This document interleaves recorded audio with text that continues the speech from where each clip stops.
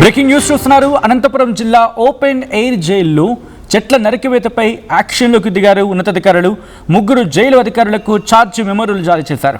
అవును, ముగ్గురు జైలు అధికారులకు ఛార్జ్ మెమోలు జారీ చేశారు.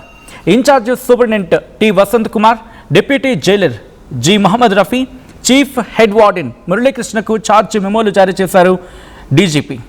ఓపెన్ ఎయిర్ జైల్లో చెట్ల నరికివేతపై ఆర్టీవీ ఇన్వెస్టిగేషన్ చేసింది. ఆర్టీవీ కథనంతో కదిలింది జైలు శాఖ. అవును, ఆర్టీవీ కథనంతో జైలు శాఖ ఉన్నతాధికారులు రియాక్ట్ అయ్యారు. జిల్లా ఓపెన్ ఎయిర్ జైలుకు 2 సార్లు వెళ్లి విచారించారు అంటే అర్థం చేసుకోవచ్చు. 30-40 ఏళ్ల నాటి చెట్లను నరికిన వ్యవహారంపై దర్యాప్తు జరుపుతున్నారు. జైలు వ్యవసాయ క్షేత్రంలో భారీగా చెట్ల నరికివేతకు సంబంధించి వెలుగులోకి తీసుకొచ్చింది ఆర్టీవీ. ఆర్టీవీ కథనం ఆధారంగా అధికారులు రంగంలోకి దిగారు. జైళ్ల శాఖ నుంచి వివరణ కోరారు. 10 రోజుల్లో రాతపూర్వక వివరణ ఇవ్వాలని చెప్పి డీజీపీ ఆదేశించారు. 10 లక్షల రూపాయల విలువైన వేప, నీలగిరి కలప తరలించినట్లు ప్రాథమిక నిర్ధారణకు వచ్చారు. అంటే ప్రాథమిక విచారణలో నిర్ధారణకు రావడం జరిగింది. కట్టుదిట్టమైన భద్రత ఉన్న జైల్లో భారీ వాహనాలు ఎలా వచ్చాయి అనేది ఇప్పుడు బిగ్గెస్ట్ క్వశ్చన్ మార్క్. దీంతో పాటు ఇంకా చాలా క్వశ్చన్స్ ఇక్కడ రైజ్ అవుతూ ఉన్నాయి. కలప తరలిస్తూ ఉంటే నిఘా వ్యవస్థ ఏం చేస్తోంది అన్న ప్రశ్నలు కూడా ఇక్కడ రైజ్ అయ్యాయి. చెట్ల నరికివేతకు సంబంధించి చెట్ల నరికివేతకు సంబంధించి ఉన్నతాధికారులు రియాక్ట్ అయ్యారు. అసలు ఎలా జరిగిందంటే అటవీ శాఖ అనుమతులపై ఆరా తీయడం జరిగింది.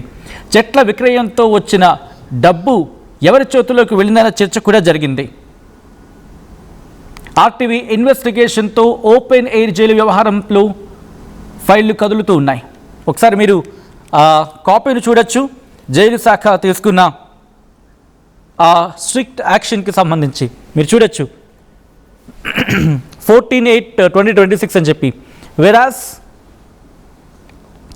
This office appointed doctor V Sanyasarao, superintendent of jails, central prison, Nellore, at the preliminary inquiry officer by reference 3rd and 5th cited to conduct a comprehensive inquiry into all aspects of the adverse news item telecast on RTV on 25th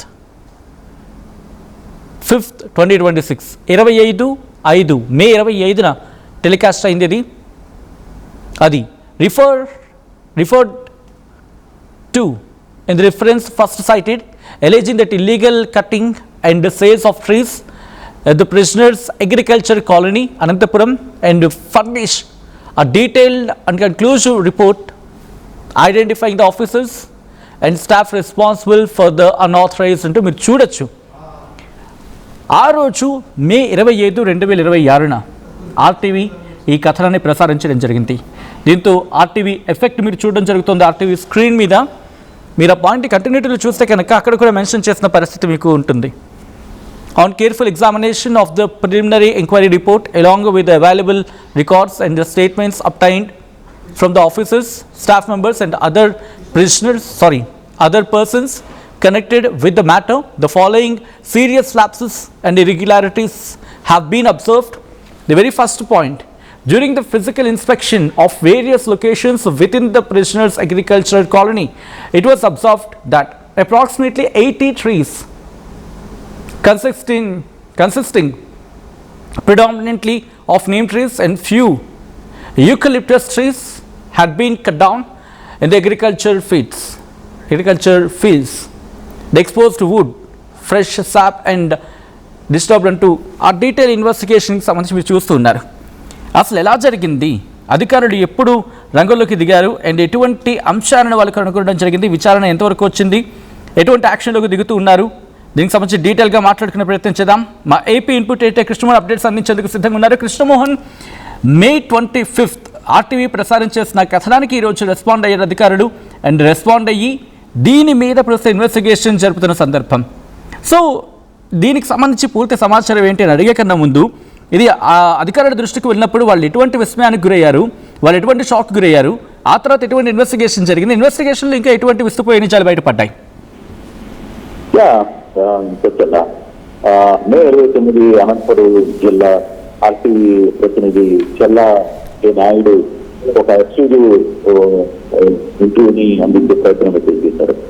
చెల్లక Naidu ఆ రోజు జరిగిన స్టోరీలో clear గా ఏదైతే Anantapur open చెట్లని పెద్ద పెద్ద చెట్లని నరికి దాన్ని అమ్ముకునే ప్రయత్నం జైలు అధికారులు చేశారు.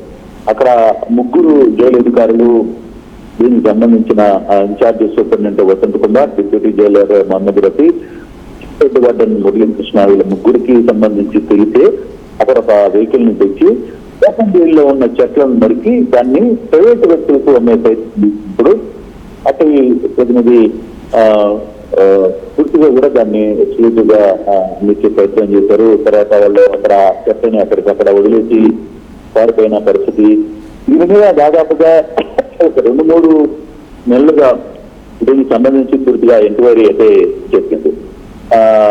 దీనికి సంబంధించి 2-3 సార్లు అనంతపురం ప్రతినిధిని అక్కడికి పిలిపించి పూర్తి ఎంక్వైరీ చేసి అధికారులు, అలాగే నెల్లూరు జిల్లా ఇన్ఛార్జ్ గా సూపరింటెండెంట్ అధికారులు ఎంక్వైరీ చేసి పూర్తి స్థాయి రిపోర్టును అక్కడ డీజీపీకి అందించిన పరిస్థితి. దీంతో జైలు అధికారులు నిర్వహిస్తున్న ఈ దంద ఏదైతే ఉందో ఈ అలా దొంగతనంగా అమ్ముకోవడం, అంటే ప్రైవేట్ వస్తువులకు అమ్ముకోవడం. ముఖ్యంగా జైలు అంటేనే ఉండాలి. చెట్లని అడ్డంగా నరికి వాటిని కొట్టించే ప్రయత్నం చేశారు. అయితే ఆ సమయంలో ఆల్మోస్ట్ వాళ్ళు ఆహారం మనం కవర్ చేసిన తర్వాత ఆర్టీవీ ప్రతినిధి మీద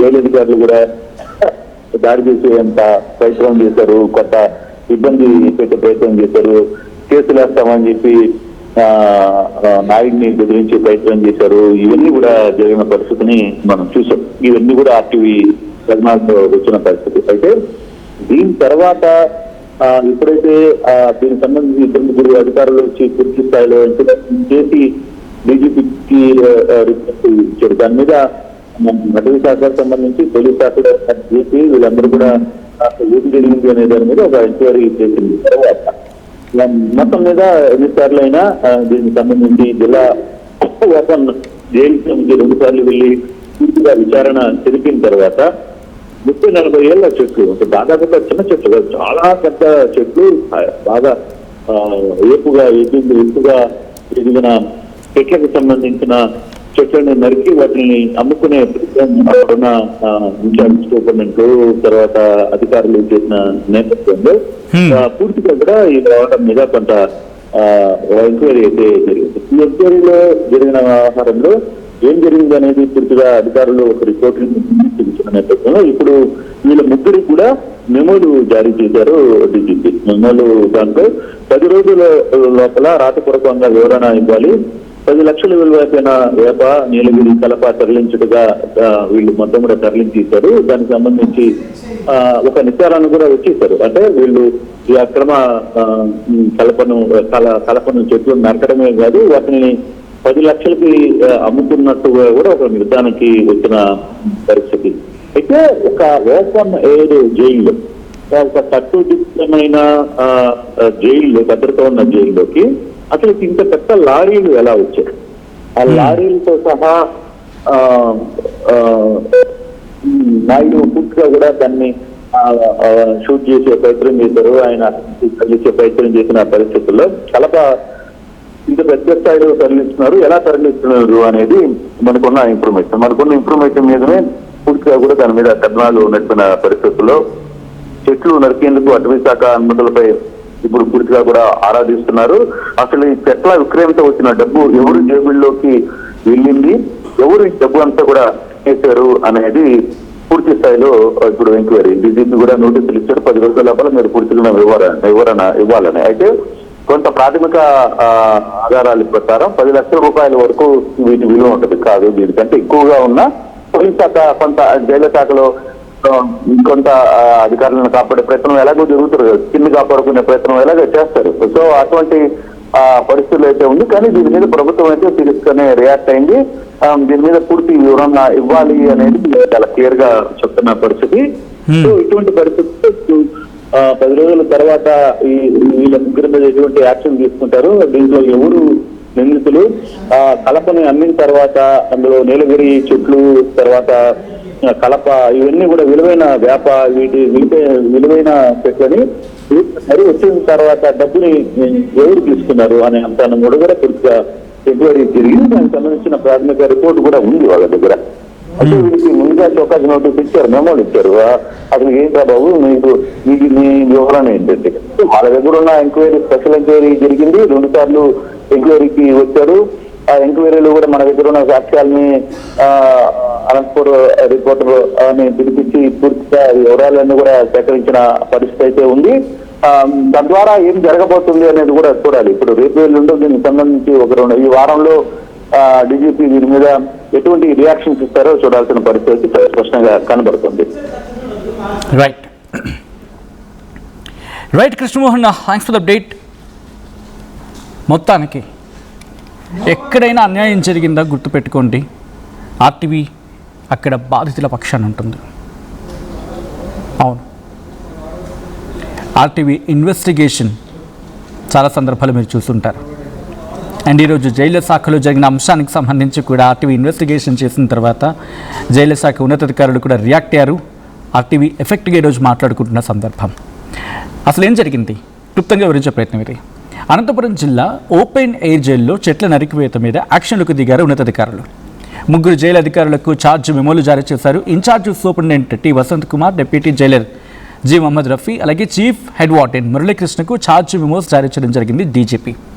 అయితే ఓపెన్ ఎయిర్ జైల్లో చెట్ల నరికివేత అంశం మీద ఆర్టీవీ ఇన్వెస్టిగేషన్ చేసింది. ఆర్టీవీ కథనంతో జైలు శాఖ ఉన్నతాధికారులు రియాక్ట్ అయ్యారు, రంగంలోకి దిగారు.